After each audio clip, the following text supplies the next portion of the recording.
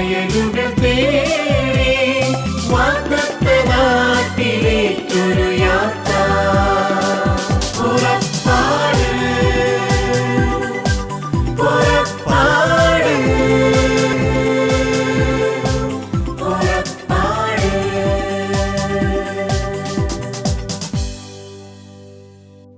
പുറപ്പാടിൻ്റെ മറ്റൊരു എപ്പിസോഡിലേക്ക് ഏവർക്കും സ്വാഗതം.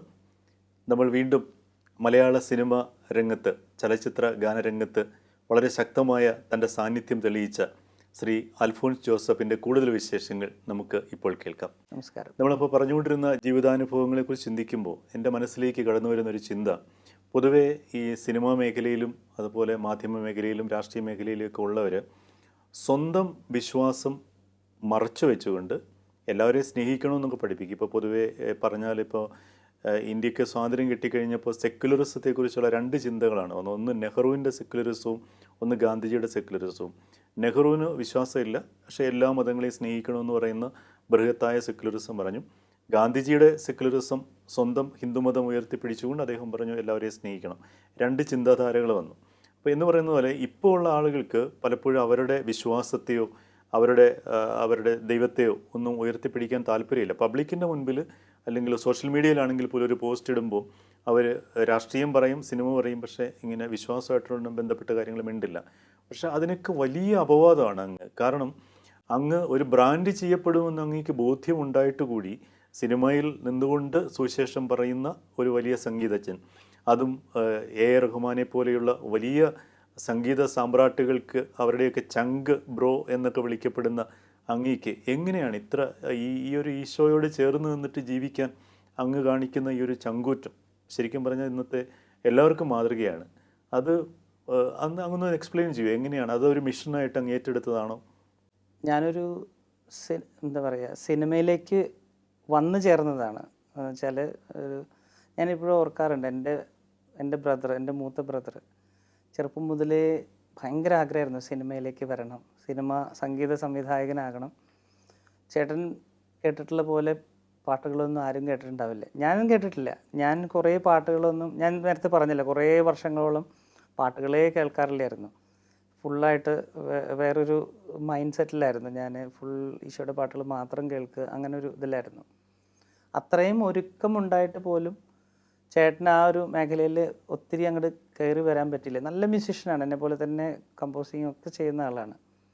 പക്ഷേ എന്നെ സംബന്ധിച്ചിടത്തോളം ഞാനതിനു വേണ്ടി ആഗ്രഹിക്കുകയോ ആ രീതിയിലുള്ള ഒരുക്കങ്ങളും ചെയ്യാത്ത എന്നെ കർത്താവ് ഈ ഇൻഡസ്ട്രിയിൽ കൊണ്ടുവന്നു. അപ്പോൾ അതിനൊരു പർപ്പസ് ഉണ്ട്. അപ്പോൾ ആ പർപ്പസിനെ കുറിച്ച് വ്യക്തമായിട്ട് ധാരണ തന്നതിന് ശേഷമാണ് ദൈവം എന്നെ ഇതിലേക്ക് കൊണ്ടുവന്നിട്ടുള്ളത്.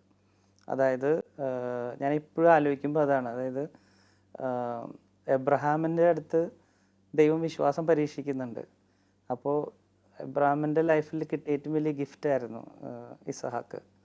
അപ്പോൾ ആ മോൻ്റെ കൂടെയുള്ള ആ ഒരു എന്താ പറയുക, ഒരുമിച്ചുള്ള ഒരു സന്തോഷകരമായ നിമിഷങ്ങൾ പരിപൂർണമായിട്ട് ആസ്വദിച്ച് തീരുന്നതിന് മുമ്പ് പിതാവ് പറയുകയാണ് ആ മകനെ ബലി കഴിക്കാനായിട്ട്.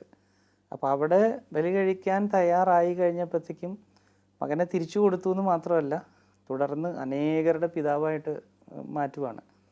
അപ്പോൾ എൻ്റെ വിശ്വാസത്തിൽ അത്രയും വലിയ പരീക്ഷണങ്ങളൊന്നും എനിക്ക് അനുഭവിക്കേണ്ടി വന്നിട്ടില്ല. പക്ഷേ എങ്കിൽ പോലും ചെറിയ ചെറിയ കാര്യങ്ങൾ ഈശോയ്ക്ക് വേണ്ടി സറണ്ടർ ചെയ്യേണ്ടതായിട്ടുള്ള സിറ്റുവേഷൻസ് എൻ്റെ ലൈഫിൽ വന്നിട്ടുണ്ട്.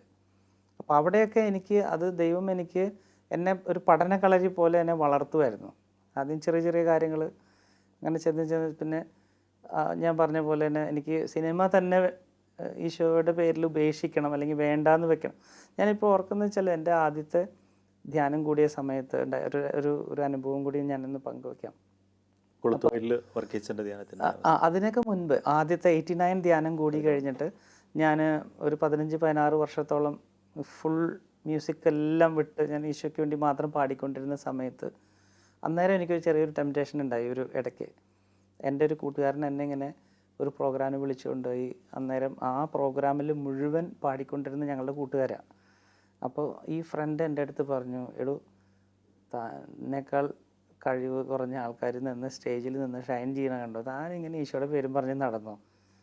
ലൈഫ് വെറുതെ കുളമാക്കാൻ വേണ്ടി എന്നൊക്കെ പറഞ്ഞ് ഇങ്ങനെ എന്നെ ഇങ്ങനെ കുറേ ഉപദേശിക്കാൻ തുടങ്ങിയപ്പോഴത്തേക്ക് എനിക്ക് ഇച്ചിരി ഇറിറ്റേഷനായിട്ട് ഞാൻ വീട്ടിലോട്ട് വന്നു. ഞാൻ എന്നിട്ട് ഈശോയോട് പറഞ്ഞതേമേ ഞാൻ ഈ ചെയ്യുന്നതൊക്കെ വൃഥാവിലാണോ, അല്ലെങ്കിൽ അതിനെന്തെങ്കിലും മീനിങ് ഉണ്ടോ, നീ എനിക്കൊരു ബോധ്യം ഒന്നും കൂടി എനിക്ക് എന്നെ ഒന്ന് ഉറപ്പിച്ച് തരണേ എന്ന് പറഞ്ഞ് പ്രാർത്ഥിച്ച് എനിക്ക് അന്നേരം കർത്താവ് തന്നൊരു വചനമുണ്ട്. ഫിലിപ്പിയർക്ക് എഴുതിയ ലേഖനം 3-ാം അധ്യായത്തിലാണെന്നാണ് എൻ്റെ ഒരു ഉറപ്പ്. എൻ്റെ കർത്താവായ യേശുവിനെ കുറിച്ചുള്ള ജ്ഞാനം കൂടുതൽ വിലയുള്ളതാകിയാൽ സർവവും ഉച്ഛിഷ്ടമായിട്ട് ഞാൻ കരുതുന്നു. അപ്പോൾ ഇത് അവനെ നേടുന്നതിനും വേണ്ടി എത്ര എന്ന് പറയുന്ന പൗലോസ്ലീഹയുടെ ഒരു വാക്കുകളാണ്. എനിക്ക് ശരിക്കും പറഞ്ഞാൽ അന്ന് ആ ഒരു വാക്യം എനിക്കത് കിട്ടിക്കഴിഞ്ഞപ്പോഴത്തേക്കും എൻ്റെ ലൈഫിൽ അതുവരെയും കിട്ടാത്തൊരു ബോധ്യമായിരുന്നു എനിക്ക് കിട്ടിയത്.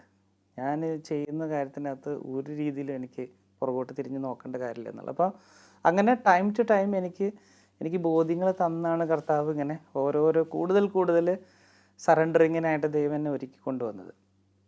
അപ്പോൾ ഇന്ന് തിരിഞ്ഞ് നോക്കുമ്പോഴത്തേക്കും ഞാൻ ഈ ഇൻഡസ്ട്രിയിൽ നിൽക്കുന്നതും ഒക്കെ പിന്നെ ഒരു വിചിന്തനമുണ്ട് എപ്പോഴും. അതായത് വീഴ്ചകൾ സംഭവിച്ചിട്ടുണ്ട്, ഞാൻ അത് ദൈവം എന്നെ കാണിച്ചു തരുന്നുണ്ട്. പലപ്പോഴും പല സമയങ്ങളിലൊക്കെ ഞാൻ ഇപ്പോൾ വീഴുമോ, അല്ലെങ്കിൽ ഒരു മിനിറ്റ് മതി നമ്മൾ വീണ് പോകാൻ, അങ്ങനെയുള്ള ഒത്തിരി സാഹചര്യങ്ങൾ നമുക്ക് ചുറ്റിലുണ്ട്. പക്ഷേ ഏറ്റവും വലിയൊരു എന്ന് വെച്ചാൽ കർത്താവിൻ്റെ ഒരു സംരക്ഷണം കൂടെ ഉണ്ട് എന്നുള്ളതാണ്. ഒരിക്കലും നമ്മളെ വീഴാനായിട്ട് ദൈവം അനുവദിച്ചിട്ടില്ല. അല്ലെങ്കിൽ അങ്ങനെ ഒരു ഇത് വന്നാൽ ഉടനെ കുമ്പസാരിക്കാനുള്ളൊരു ഓപ്പർച്യൂണിറ്റി കൊണ്ടുവന്ന് തരും. അപ്പോൾ അവിടെയെല്ലാം ഇങ്ങനെ കൈ പിടിച്ച് താങ്ങി നടത്തുന്ന ഒരു ദൈവത്തെ നമുക്ക് കാണാനായിട്ട് സാധിക്കുന്നുണ്ട്.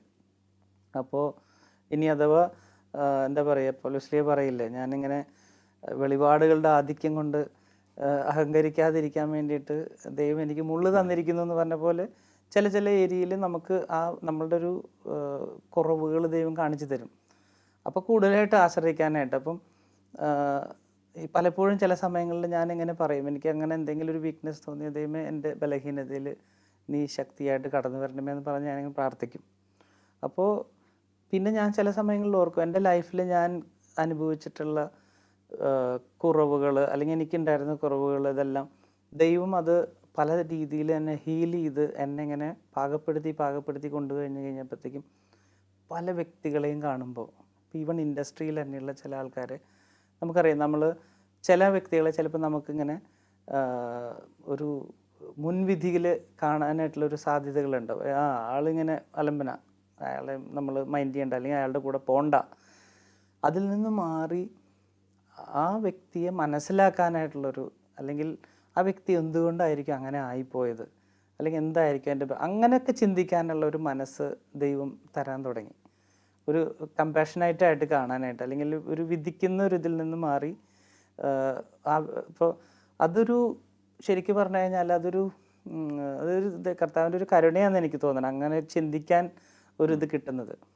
അപ്പോൾ അല്ലെങ്കിൽ എന്നാന്ന് വെച്ചാൽ നമ്മൾ ആ വ്യക്തിയെ അങ്ങ് വിട്ടുകളയും. ഇത് നമുക്ക് അങ്ങനെ ഒരു അറിയാവുന്നതുകൊണ്ട് പതുക്കെ നമ്മൾ ബിഫ്രണ്ട് ചെയ്യാനും ആ വ്യക്തിയോട് സംസാരിക്കാനും എന്താണ്. അപ്പോൾ നമ്മൾ കേൾക്കുന്നു എന്ന് പറയും. ഇപ്പോൾ ഒരു ഉദാഹരണം പറഞ്ഞു കഴിഞ്ഞാൽ, കഴിഞ്ഞ ദിവസങ്ങളിൽ ഇപ്പോൾ നമ്മുടെ 12 സിനിമയിലെ തന്നെ വിനായകനായിട്ടൊക്കെ സംസാരിക്കുമ്പോഴത്തേക്കും അവർ ഈ സിനിമയിൽ അഭിനയിച്ചുകൊണ്ടിരുന്ന സമയത്ത് യാദൃശ്യമായിരിക്കാം ഇപ്പോൾ അവർ പറയുന്ന വാക്കുകൾ, പറയുന്ന ഡയലോഗുകൾ, ഇതെല്ലാം അവരറിയാതെ അവരുടെ ഉള്ളിലേക്ക് ടച്ച് ചെയ്യുന്നുണ്ട്. അപ്പോൾ അതിലൊരു പ്രൊമിനൻ്റ് ആയിട്ടുള്ളൊരു സീക്വൻസ് ഉണ്ട്. അതായത് അദ്ദേഹം പറയുന്നത് ഇങ്ങനെ നമ്മളൊക്കെ എങ്ങനെ ആയിപ്പോയത്, നമ്മൾ ഇങ്ങനെ ആവണം എന്നല്ലല്ലോ നമ്മളുടെ മാതാപിതാക്കൾ വിചാരിച്ചേക്കണേ, പിന്നെ നമ്മളൊക്കെ എങ്ങനെ ആയത് എന്നിങ്ങനെ ജൂഡിനോട് ഇങ്ങനെ സംസാരിക്കുന്നൊരു ഇതുണ്ട്, കോൺവെർസേഷനുണ്ട്. അത് ഇങ്ങനെ ഇയാളുടെ ലൈഫിൽ ഇങ്ങനെ കൺവേർഷൻ നടക്കുന്ന ഒരു സമയത്ത് ഉണ്ടാകുന്ന ഒരു ചിന്തയാണ് ഇയാളുടെ. ഈ ഭാഗം അഭിനയിച്ച് കഴിഞ്ഞിട്ട് അദ്ദേഹം ലിയോനോട് ചോദിച്ചു, എടോ താനിത് എന്നെ മനസ്സിൽ കണ്ട് എഴുതിയതാണോ എന്നുവെച്ചാൽ അവരുടെ ഉള്ളിൻ്റെ ഉള്ളിൽ അങ്ങനെയുള്ള ചോദ്യങ്ങൾ ഉള്ളത് കൊണ്ടായിരിക്കുമല്ലോ അങ്ങനെ പറയുന്നത്. ശരിക്കും പറഞ്ഞു കഴിഞ്ഞാൽ ഇപ്പോൾ ദൈവം നമുക്ക് ഇങ്ങനെയുള്ള ആളുകളെ ആക്സെപ്റ്റ് ചെയ്യാനായിട്ടുള്ളൊരു മനസ്സ് പലപ്പോഴും കാണിച്ചു തരാറുണ്ട്. ഇപ്പം ചില സമയത്ത് ഞാൻ ആലോചിക്കും, എൻ്റെ ലൈഫിൽ ചില കാര്യങ്ങളിൽ എനിക്ക് കുറേ വിഷമങ്ങൾ, പ്രയാസങ്ങൾ ഉണ്ടായിട്ടുള്ള അനുഭവങ്ങളുണ്ട്. അതെന്തിനാണ് ദൈവം അനുവദിച്ച്? തുടർന്ന് ഇങ്ങനെ മുന്നോട്ട് വരുമ്പോഴാണ് ചില വ്യക്തികൾക്കുള്ള ഉത്തരങ്ങളാണ് ഇതിൽ നിന്ന് എനിക്ക് പറയാൻ പറ്റുന്നത്. അല്ലെങ്കിൽ അവർ വന്ന് സംസാരിക്കുമ്പോഴോ നിങ്ങൾ വിഷമിക്കേണ്ട, ഞാൻ ഈ വഴിയിലൂടെ കടന്നു വന്നിട്ടുള്ളതാണ്, അല്ലെങ്കിൽ ഇത് അങ്ങനെയൊക്കെ എനിക്ക് തുറന്ന് പറയാനായിട്ട്, അല്ലെങ്കിൽ അവരെ ചിലത് കൺസോൾ ചെയ്യാനായിരിക്കാം, ചിലത് നമുക്ക് ധൈര്യമായിട്ട് പറയാനായിട്ട് നമ്മുടെ സ്റ്റാൻഡുകൾ പറയാൻ വേണ്ടിയിട്ടുള്ള പോയിന്റുകളാകാം. അങ്ങനെയൊക്കെയുള്ളൊരു ഒരു ഒരു എന്താ പറയുക, ഒരു പരിശീലനം ദൈവം തന്നിട്ടുള്ളതായിട്ട് എനിക്ക് സിനിമാക്കാർക്കിടയിലെ ഒരു മിഷണറി എന്നങ്ങേ വിളിക്കുന്നതിൽ തെറ്റുണ്ടോ? അല്ല, അത് എനിക്കൊന്ന് അങ്ങനെ വിളിക്കുന്നത് അത് എനിക്കറിയില്ല, അങ്ങനെ പറയുന്നതിനകത്ത് ഇതുണ്ടെന്ന് അറിയില്ല. നമ്മുടെ ലൈഫ് അതല്ലേ, മിഷണറിയാണ്. നമ്മളങ്ങനെയല്ലേ, നമ്മളെ ദൈവം വിളിച്ചിരിക്കുന്നത് അതിനു വേണ്ടിയല്ലേ. 12ലേക്ക് വരുമ്പോഴേ എനിക്ക് ഇപ്പോൾ അങ്ങ് മലയാള സിനിമാ രംഗത്തേക്ക് കടന്നു വന്നൊരു പിന്നണി ഗായകനായിട്ട് വന്നു. അതിനുശേഷം സംഗീത സംവിധായകനായി. അതിനുശേഷം ഇപ്പോൾ ഈ 12 എന്ന് പറയുന്ന സിനിമയിൽ BGM ബാക്ക്ഗ്രൗണ്ട് മ്യൂസിക്, അതിൻ്റെ പശ്ചാത്തല സംഗീതം മൊത്തം ഒരുക്കിയത് അങ്ങാണ്. അതിന് ഒരുപാട് റിവ്യൂസിൽ ഒരുപാട് ആളുകൾ അപ്രീസിയേറ്റ് ചെയ്തിട്ടുണ്ട് അതിൻ്റെ പശ്ചാത്തല സംഗീതം. അപ്പോൾ ഈ ഒരു വളർച്ച, അതോടൊപ്പം തന്നെ മലയാളത്തിനും അപ്പുറത്തേക്ക് തമിഴിലും AR റഹ്മാൻ്റെ പടം ചെയ്തു. എനിക്കൊന്ന് ഇംഗ്ലീഷ് പാട്ടുകൾ പാടി. ഈ സിനിമയിൽ തന്നെ ഇംഗ്ലീഷ് പാട്ടുണ്ട്. അപ്പോൾ ഈ 12 എങ്ങനെയാണ് എത്തിപ്പെട്ടത്? അതിലെ എങ്ങനെയാണ് ഈ 12 ശരിക്കും പറഞ്ഞാൽ ഞങ്ങളുടെ 3 പേരുടെ, ലൈക്ക് ലിയോ, തദേവുസ്, ജോസഫ് നെല്ലിക്കൻ, ഞങ്ങൾ 3 പേരും ജിസുത്തിലുള്ളപ്പോൾ തന്നെ ഓഡിയോ വിഷ്വൽ മിനിസ്ട്രി ആയിട്ടൊക്കെ ഇങ്ങനെ പ്രവർത്തിക്കുകയൊക്കെ ചെയ്തു. സിനിമയെക്കുറിച്ച് ഞങ്ങൾ സംസാരിക്കാറുണ്ട്. കാര്യം ലിയോയ്ക്ക് സിനിമയിലേക്ക് വരണം എന്നുള്ള ആഗ്രഹം ഉണ്ടായിരുന്നു. അപ്പം ലിയോ എൻ്റെ അടുത്ത് പറഞ്ഞിട്ടുണ്ട്, എടോ ഞാൻ എപ്പോഴെങ്കിലും ഡയറക്ടറായാൽ നീ മ്യൂസിക് ചെയ്യാൻ വരുമോ? അങ്ങനെ ഞങ്ങളിങ്ങനെ തമാശിക്കുന്നല്ല, ഒരു ആഗ്രഹം പോലെ ഞങ്ങൾ സംസാരിച്ചിട്ടുണ്ട്. വളരെ ചെറുപ്പത്തിലെ ഞങ്ങൾ ജീസസ് യൂത്തിൽ ഒന്നിച്ച്, അതായത് ഞാൻ പ്രീ ഡിഗ്രി പഠിക്കുന്ന സമയത്ത്, അദ്ദേഹവും കോളേജ് കഴിഞ്ഞ് നിൽക്കുന്ന സമയം മുതൽ ഞങ്ങൾ ജീസസ് യൂത്തിലൂടെയാണ് പരിചയത്തിൽ ആയി വന്നത്. ജോസഫിനെ അങ്ങനെയാണ് പരിചയപ്പെടുന്നത്. അപ്പം ആ ഒരു ഒരുമിച്ചുള്ളൊരു വിശ്വാസപരമായിട്ടുള്ളൊരു ഒരുമിച്ചുള്ളൊരു വരവുണ്ടായിരുന്നു. അപ്പം ഞങ്ങൾ സിനിമയിലേക്ക് വന്നു കഴിഞ്ഞപ്പോഴത്തേക്കും ഞങ്ങളുടെ 3 പേരുടെയും മനസ്സിലുണ്ടായിരുന്ന ഒരു ആഗ്രഹമായിരുന്നു, അതായത് ഈ മേഖലയിൽ ഈശോയ്ക്ക് ഒരു സാക്ഷ്യം കൊടുക്കണം എന്നുള്ളത്. അപ്പോൾ ഇങ്ങനൊരു പ്രൊജക്റ്റ് വന്നു കഴിഞ്ഞപ്പോഴത്തേക്കും, ഇങ്ങനൊരു സ്ക്രിപ്റ്റായിട്ട് ലിയോ വന്നു കഴിഞ്ഞപ്പോഴത്തേക്കും അത് ഞങ്ങളുടെ ആഗ്രഹത്തിൻ്റെ ഒരു സഫലീകരണം കൂടിയാണ്. കാര്യം നമ്മൾ ഇത്രയും നാളത്തെ നമ്മുടെ ഒരു ഇൻഡസ്ട്രി എക്സ്പീരിയൻസ് വെച്ചിട്ട് ഈശോയെക്കുറിച്ച് കൃത്യമായിട്ട് പറയാനുള്ളൊരു ഓപ്പർച്യൂണിറ്റി കിട്ടുക എന്ന് പറഞ്ഞു കഴിഞ്ഞാൽ, ഇപ്പോൾ കാര്യം ഈ ഒരു 12 എന്ന് പറഞ്ഞ സിനിമ ശരിക്കും ബിബ്ലിക്കൽ ടെക്സ്റ്റ് വെച്ചാൽ ആ എപ്പിക് സ്റ്റോറി അങ്ങനെ തന്നെ ഈ ഒരു കാലഘട്ടത്തിൽ, ഈ ഒരു സമയത്ത് ഈശോ നമ്മുടെ ഇടയിലേക്ക് വന്നാൽ എങ്ങനെയായിരിക്കും കാര്യങ്ങൾ. അപ്പോൾ അതുകൊണ്ട് തന്നെ ലിയോ ബൈബിളിലെ അതേപോലത്തെ വാക്കുകളൊന്നും ഉപയോഗിച്ചിട്ടില്ല. അത് സാഹചര്യം അനുസരിച്ച്. അപ്പോൾ ഞാനതിനെ ഇൻ്റർപ്രറ്റ് ചെയ്യുന്ന വേറെ രീതിയിൽ, അതായത് ഇന്നിപ്പോൾ വരുവാണെങ്കിൽ നമ്മൾ എഴുതിയിട്ടുള്ള റിട്ടൺ ടെക്സ്റ്റ് ആയിരിക്കില്ലല്ലോ, ഭാഷ തന്നെ വ്യത്യാസമുണ്ട്. അപ്പോൾ ഇന്ന് ആളുകൾ എങ്ങനെയാണോ സംസാരിക്കുക, ഇന്ന് എങ്ങനെയാണ് കമ്മ്യൂണിക്കേറ്റ് ചെയ്യപ്പെടുന്നത്, ആ ഭാഷയിലായിരിക്കും ജീസസും സംസാരിക്കുക. അതെ അതെ അതെ. അപ്പോൾ ആ ഒരു ഏരിയയിൽ എനിക്ക് ഭയങ്കരമായിട്ട് എനിക്കത് സ്ട്രൈക്ക് ചെയ്തു. അപ്പോൾ അതുപോലെ തന്നെ ഓരോ കാര്യങ്ങളിൽ, ഇപ്പം ലൈക്ക് ഇമ്മാനുവൽ വന്ന് ഒരു സംശയത്തോടു കൂടി എല്ലാവരും കാണുന്നു. തുടർന്നുള്ള ഓരോ ഘട്ടങ്ങളിലും ഉണ്ടാകുന്ന ആളുകളുടെ ഒരു മാറ്റം. ഇപ്പോൾ ഇമ്മാനുവൽ വഴി ചില കാര്യങ്ങൾ, വിശ്വസിക്കാൻ പറ്റാത്ത ചില കാര്യങ്ങൾ സംഭവിക്കുന്നു. അപ്പോൾ ആളുകൾ ഇയാൾക്ക് ഇനി വേറെ എന്തെങ്കിലും ഇതുണ്ടോ? അപ്പോൾ അങ്ങനത്തെ ഒരു വളരെ എന്താ പറയുക, സാധാരണ ജനങ്ങൾക്ക് തോന്നുന്ന വികാരങ്ങളിലൂടെയാണ് സിനിമ മുന്നോട്ട് പോകുന്നത്. പക്ഷേ ടുവേർഡ്സ് എൻഡ് വരുമ്പോൾ നമുക്കറിയാം, എന്നെ സംബന്ധിച്ചിടത്തോളം എൻ്റെ വിശ്വാസ ജീവിതത്തിലത്തെ ഒരു യാത്ര ഞാൻ ഇതിനകത്ത് ശരിക്കും കാണുന്നുണ്ട്. എങ്ങനെയാണ് ഈശോ ഒരാളെ ഫോളോ ചെയ്യുന്നത്. ഇപ്പോൾ ഈ അന്ത്രോ എന്ന് പറയുന്ന ഒരു ക്യാരക്ടറിൻ്റെ ലൈഫിൽ ഇമ്മാനുവൽ നടത്തുന്ന ഒരു ഫോളോ അപ്പ് ഉണ്ട് ആ വ്യക്തിയെ നേടിയെടുക്കാൻ വേണ്ടിയിട്ട്. അതുപോലെ തന്നെ ഒരു മനുഷ്യൻ്റെ ലൈഫ്, വിനായകൻ ക്യാരക്ടർ, അത് സിനിമ കാണുമ്പോൾ അത് കൃത്യമായിട്ട് നമുക്കറിയാം. അതായത് ആ മനുഷ്യൻ്റെ ജീവിതത്തിലെ ഒരു ആന്തരിക സൗഖ്യം എന്ന് നമ്മൾ പറയുന്നുണ്ടല്ലോ കരിസ്മാറ്റിക് ഇതിനകത്ത്, അത് വളരെ മനോഹരമായിട്ട് ഇതിനകത്ത് ഡെപ്പിക്ട് ചെയ്തിട്ടുണ്ട്. അതായത് സിനിമ കാണുമ്പോൾ നമുക്കറിയാം, കഥ ഞാൻ പറയുന്നില്ല. അപ്പം അങ്ങനെ നമ്മൾ അതാണ് നേരത്തെ ലിയോ എപ്പോഴും പറയുന്നൊരു കാര്യമാണ്. അതായത് എനിക്കത് വളരെ വ്യക്തമായിട്ട് എനിക്ക് തോന്നിയിട്ടുണ്ട്. ഓരോ പ്രാവശ്യവും ഞാൻ ഈ RR ചെയ്യാൻ വേണ്ടിയിട്ട് ഓരോ പ്രാവശ്യം സിനിമ കാണുമ്പോൾ പുതിയ പുതിയ ലെയേഴ്സ് നമ്മുടെ മൈൻഡിലേക്ക് കൊണ്ടുവരുന്നുണ്ട്. അത് ഒരു പക്ഷേ അദ്ദേഹം അത്രയും ചിന്തിച്ചിട്ട് എഴുതിയതാണോന്ന് അറിയില്ല, പക്ഷേ ഇറ്റ് ഈസ് ഇൻസ്പയർഡ് ആക്ച്വലി. അപ്പോൾ അത് നമുക്കത് കാണുമ്പോൾ നമുക്കത് ഇപ്പോൾ അതിനകത്തൊരു ഡയലോഗുണ്ട് ഏറ്റവും അവസാനം വരുന്ന സമയത്ത്. അതായത് അന്ത്രോ പറയുന്നൊരു ഡയലോഗാണ്. അതായത് തെറ്റ് ചെയ്തവനെ മാറ്റി നിർത്താനല്ല, ചേർത്ത് നിർത്താനാണ് അവൻ ഞങ്ങളെ പഠിപ്പിച്ചത്. അപ്പോൾ ഞാൻ ഈ RR ചെയ്തുകൊണ്ടിരുന്ന സമയത്ത് എനിക്ക് ഈ ഡയലോഗ് വന്നു കഴിഞ്ഞപ്പോഴത്തേക്ക് ഇതെന്നെ ഭയങ്കരമായിട്ട് ഇങ്ങനെ കൊളുത്തി വലിക്കുന്ന പോലെ തോന്നി. കാര്യം ഞാൻ എൻ്റെ വർക്കിനായിട്ട് ബന്ധപ്പെട്ടൊക്കെ പല കാര്യങ്ങളിൽ ചെറിയ ചെറിയ വിഷമങ്ങൾ കാരണം കൊണ്ട് ഞാൻ പലരെയും മാറ്റി നിർത്തിയിട്ടുണ്ട്.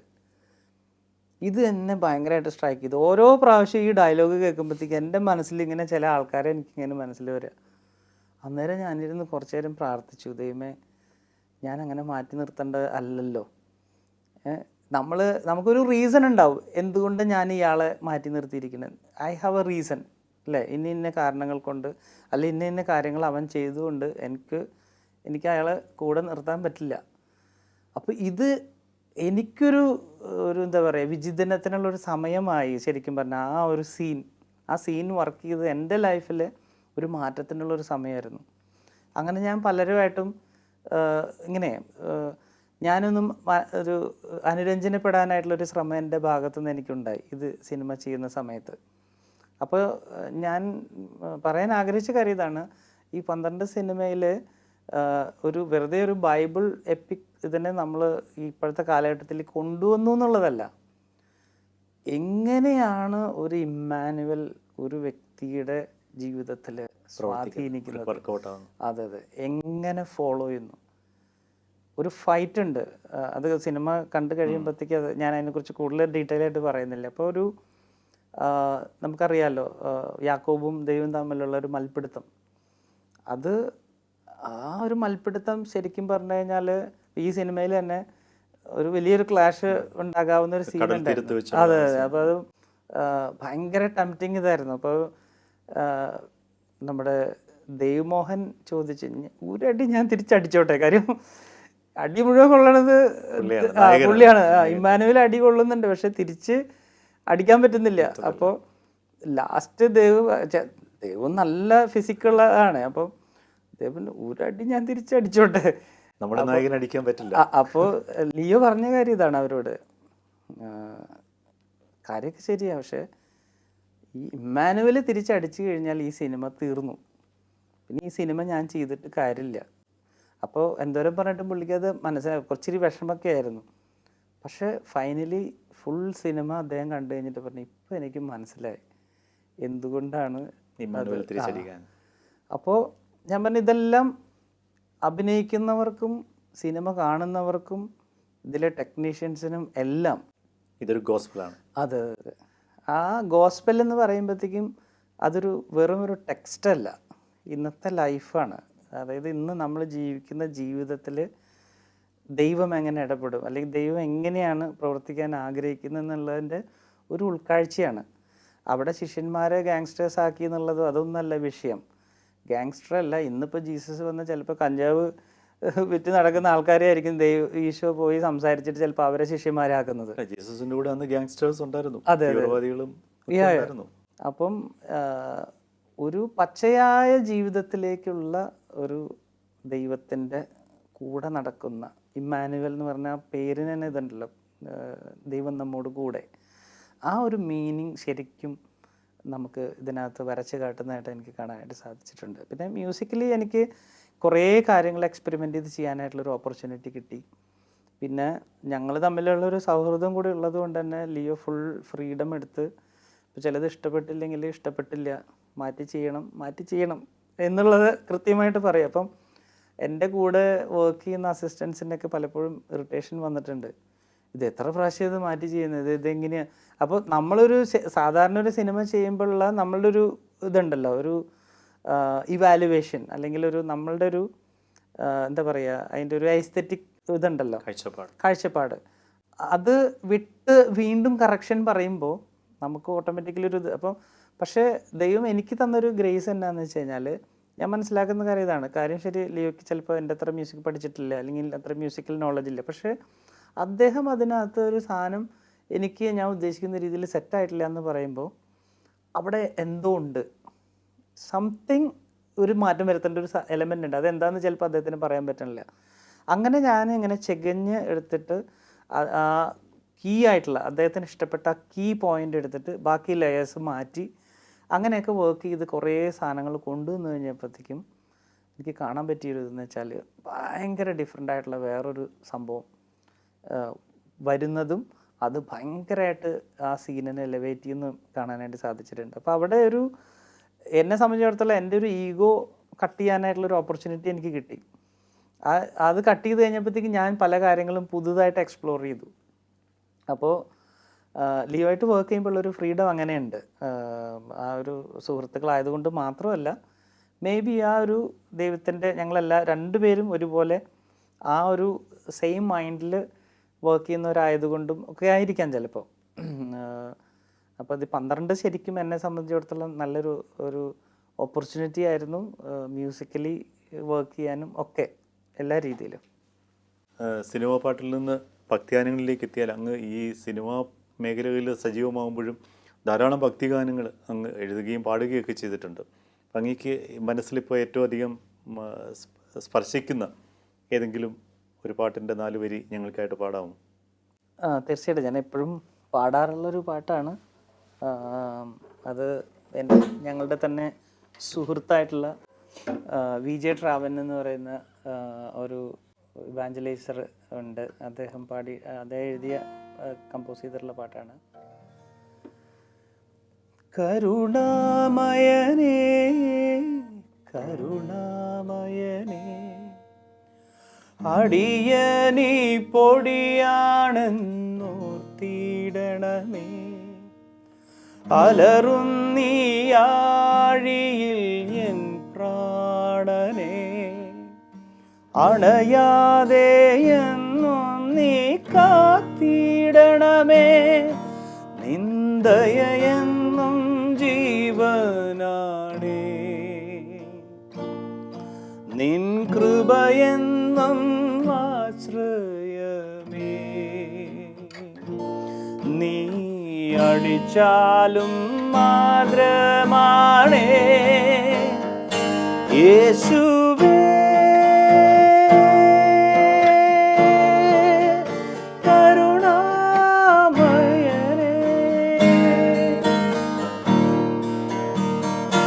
യേശുവേ, oh merciful Lord, കരുണാമയനേ,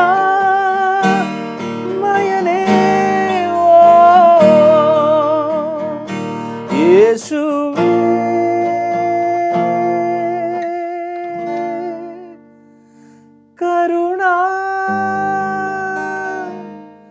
കരുണാമയനേ.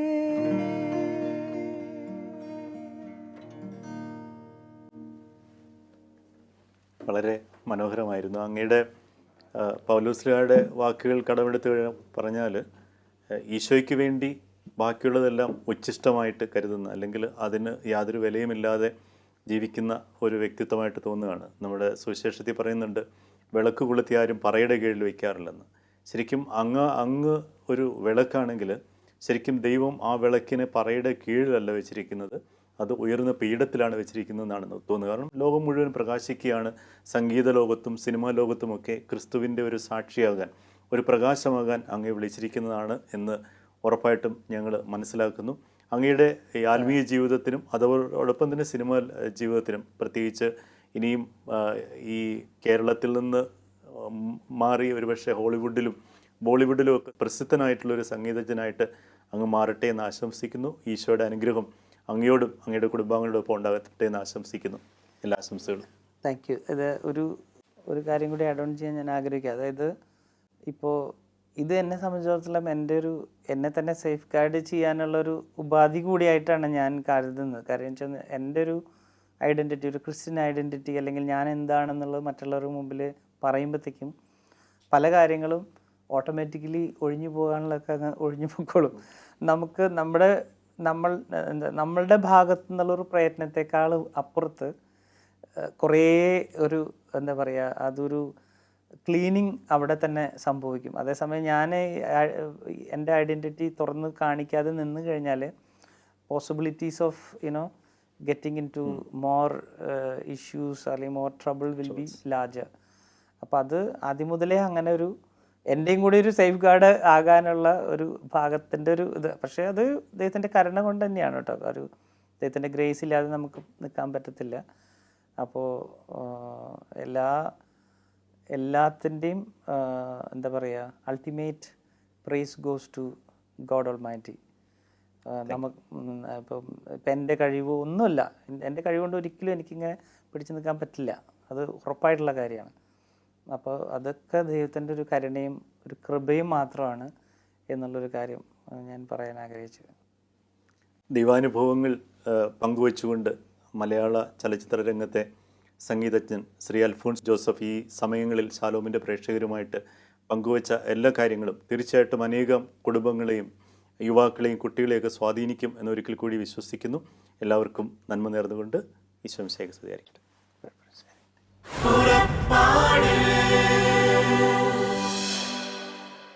ഈ പ്രോഗ്രാമിനെ കുറിച്ചുള്ള നിങ്ങളുടെ വിലയേറിയ അഭിപ്രായങ്ങളും നിർദ്ദേശങ്ങളും ഇമെയിലിലൂടെ ഞങ്ങളെ അറിയിക്കുക. പുറപ്പാട്.UAE@gmail.com